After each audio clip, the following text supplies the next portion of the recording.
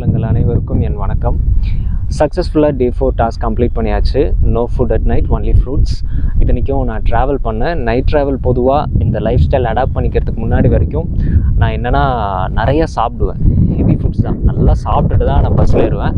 அதுக்கேற்ற மாதிரி ரிசல்ட்டும் எனக்கு வாமிட்ஸ், மயக்கம், இந்த மாதிரி சென்சேஷன்லாம், ஒரு அன்கம்ஃபர்டபுளான ஒரு ஃபீலிங்லாம் நான் ஃபேஸ் பண்ணுவேன். இது விஷயம்லாம் நடக்கும். பட் இந்த லைஃப் ஸ்டைலுக்கு நான் அடாப்ட் பண்ணதுக்கப்புறம் என்னோடய ஃபிசிக்கலாக நான் என்ன ஃபீல் பண்ணேன், ஃபிசிக்கலி அண்ட் ஆல்சோ மென்டலி நான் என்ன ஃபீல் பண்ணேன்னா, ஒரு ப்ளசண்ட்டாக, ஒரு பிளிஸ்ஃபுல்லாக அந்த ஜேர்னியே ரொம்ப என்ஜாய் பண்ணுற மாதிரி தெரிஞ்சுது. எப்படா பஸ்ஸு நிறுத்துவாங்க அப்படின்னு எனக்கு தோணலை. ஏதாவது ஒரு இடத்துல ரெஸ்ட் ரூம் கிடச்சா வாமிட் பண்ணிட்டு வந்துடலாமா அப்படின்னு எனக்கு தோணலை. I feel very happy, I feel very blissful. Because என்னை சுற்றி இருக்க எல்லாருமே நிறைய சாப்பிட்டாங்க, அதை நான் பார்த்தேன். அது என்னை டெம்ப் பண்ணுற மாதிரி தான் இருந்துச்சு. பட் ஐ டிசிப்ளைன்ட், நான் ரொம்ப டிசிப்ளினாக இருக்கணும். பிகாஸ் ஒழுக்கம் தான் இங்கே எல்லாமே. நம்ம ஒழுக்கத்தை நம்ம தவற விட்டுட்டோம் அப்படின்னா உண்மையாகவே நம்ம சரியான பாதையில் நம்ம போக முடியாது அப்படின்றத புரிஞ்சுக்கிட்டு, ஸோ அந்த டெம்டேஷன்ஸ்லேருந்து நான் நார்மல் ஸ்டேஜுக்கு நான் வந்துடுவேன். ஸோ இதுலேருந்து என்ன சொல்கிறேன்னு பார்த்தீங்கன்னா, நைட் ட்ராவல் பண்ணும்பொழுது எல்லாருமே நிறைய ஃப்ரூட்ஸ் எடுத்துக்கிட்டிங்கன்னா எனக்கு கிடைச்ச அதே ஒரு பிளிஸ்ஃபுல்லான ஒரு ஹாப்பியான ஃபீலிங்ஸ் உங்களுக்கு நிச்சயமாக கிடைக்கும். தென் இதுலேருந்து ஹார்ட் அட்டாக் பற்றி நான் இந்த இடத்துல நான் பேசி ஆகணும். இப்போ எல்லாருமே சொல்கிறாங்க இல்லையா, நைட் டைம் தான் வந்து நிறைய பேருக்கு மாரடைப்புலாம் ஏற்படுது அப்படின்றாங்க. அதுக்கு காரணம் என்னன்றதை நல்லா புரிஞ்சுக்கங்க. இப்போ ஒரு பர்சன் வந்து ரெகுலராக eating heavy foods, parotta, chapati, biryani, idli, what ever it is.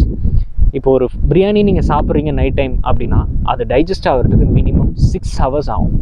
ஸ்டொமக்லேருந்து small intestine போகிறதுக்கு 8 o'clock சாப்பிட்டீங்கன்னா நீங்கள் தூங்குறது எத்தனை மணிக்கு தூங்குவீங்க?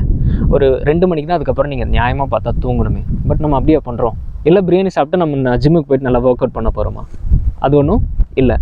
ஸோ அப்போது நீங்கள் புரிஞ்சுக்க வேண்டியது என்னதுன்னா, இப்போ ஒரு ஃபுட் டைஜஸ்ட் ஆக 6 hours ஆகுதுன்னா, ஸோ அப்போ நீங்கள் பிரியாணி சாப்பிட்டு படுக்கிறீங்க, அந்த ஹெவி ஃபுட் அப்படியே இருக்குது, ஸ்டொமக்லேயே இருக்குது, பாடியில் எந்த விதமான மூமெண்ட்ஸும் கிடையவே கிடையாது. பிகாஸ் மூமெண்ட்ஸ் இருந்தால் தான் ஹார்ட் வந்து நல்லா பிளட்டை பம்ப் பண்ணி கொடுத்து அதை டைஜஸ்ட் பண்ண ஆரம்பிக்கும். We are not doing any work, நம்ம எந்த ஒர்க்குமே பண்ணல, சும்மா வெறுமனா அப்படியே ஃப்ளாட்டாக இந்த பொசிஷனில் படுத்துட்டு இருக்கணும் பொழுது 2 விஷயம் பிரச்சனை நடக்கும். ஒன்று, பித்தப்பை அப்படின்றது அடிவாங்கும். தென் 2வது விஷயம், ஹார்ட்டுக்கு போக வேண்டிய பிளட் சர்க்குலேஷன் சரியாக போகாது, ஹார்ட்டுக்கு போக வேண்டிய பிராணசக்தியும் சரியாக கிடைக்காது. இது 2ம் சரியாக கிடைக்காத நிலையில் தான் ஒரு மனிதருக்கு ஹார்ட் அட்டாக், மாரடைப்பு அப்படின்ற ஒரு விஷயம் ஏற்படுது. நல்ல மனுஷன் தான், நல்லா இருந்தார், எங்களுக்கெல்லாம் பிரியாணிலாம் வாங்கி கொடுத்தாரு, அவரும் சாப்பிட்டாரு, ஆனால் காலையில் எழுந்துச்சா அவருக்கு மாரடைப்பு. அதுக்கு காரணம் நீங்கள் நைட்டு எடுத்துக்கிட்ட ஹெவி ஃபுட் தான் காரணம் அப்படின்றத நான் சொல்லுவேன். ஸோ அதனால் இந்த மாதிரி ரிஸ்கில் உங்கள் ஃப்ரெண்ட்ஸோ, இந்த மாதிரி ரிஸ்கில் உங்கள் ஃபேமிலி மெம்பர்ஸோ யாராவது இருக்காங்கன்னா அவங்கள விழிப்படைய செய்யுங்கள்.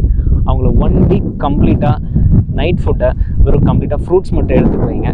சேஞ்சஸ் எப்படி இருக்குன்றதை அவங்களே பார்த்துட்டு சொல்லுவாங்க. நன்றி.